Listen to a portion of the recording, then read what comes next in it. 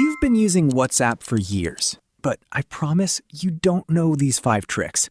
Number 5 will change how you send voice notes forever. Number 5 lets you read a voice message without ever pressing play. Number 1, message yourself. There's a secret chat where you can message just yourself.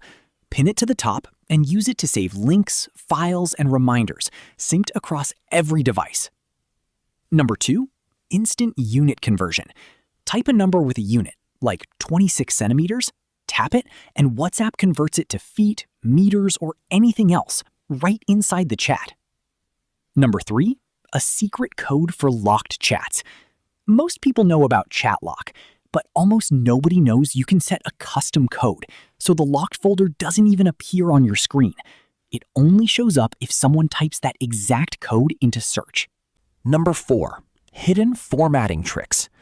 Everyone knows bold and italic, but you can also create monospace text, quote blocks, and even bullet or numbered lists just by adding the right symbols before and after your text. And finally, number 5, the one I promised, voice message transcription.